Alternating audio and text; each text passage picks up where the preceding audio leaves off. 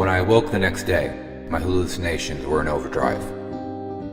I believe it was Walter Cronkite himself who first proclaimed it the Million Bird March.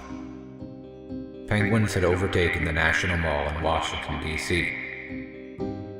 12 lines formed around the reflecting pool. Mr. Cronkite noted how each bird paused for exactly 3 seconds before diving in. While watching the footage, he wondered aloud, "What do penguins thank God for?"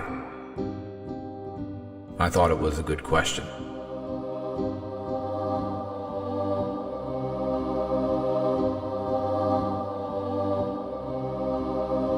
Behind closed doors, President Carter met with the Penguin Council, a group of especially squawky representatives from around the country.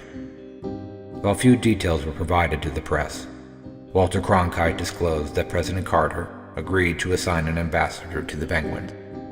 This penguin ambassador, chosen unanimously by the council, would be critical in bridging the divide between man and bird. Flesh and feather.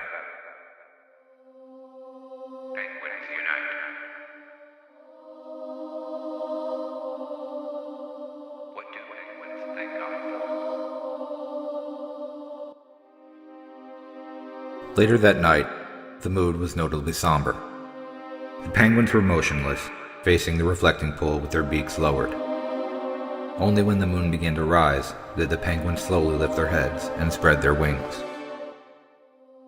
It was a long process, but when the moon climaxed in the crisp, starlit sky that cold December night, it was a moment, Walter Cronkite recounted, when the nation's collective jaw dropped and the penguins took flight.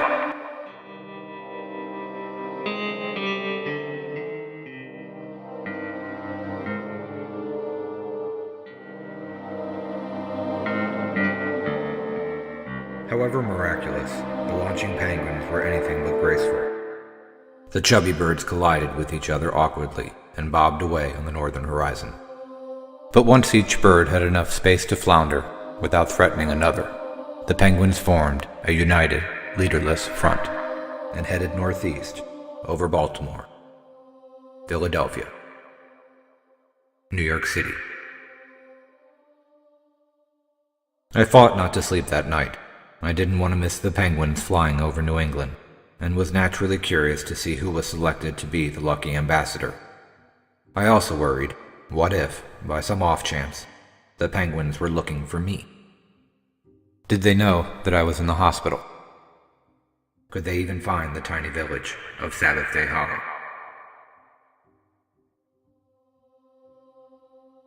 The thought of missing out on such an honor made me defiant. And for the first time in 3 days, my feet touched the ground. If penguins could defy gravity, surely I could open a window.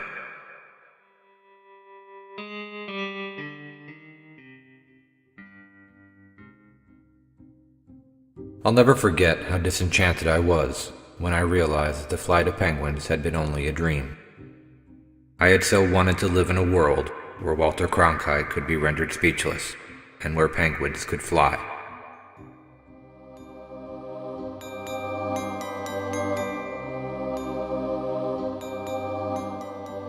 When I returned home from the hospital, my outlook improved.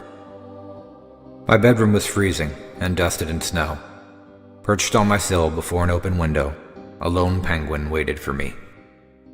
I reached for the card lassoed around the stuffed animal's neck and read the handwritten note inside.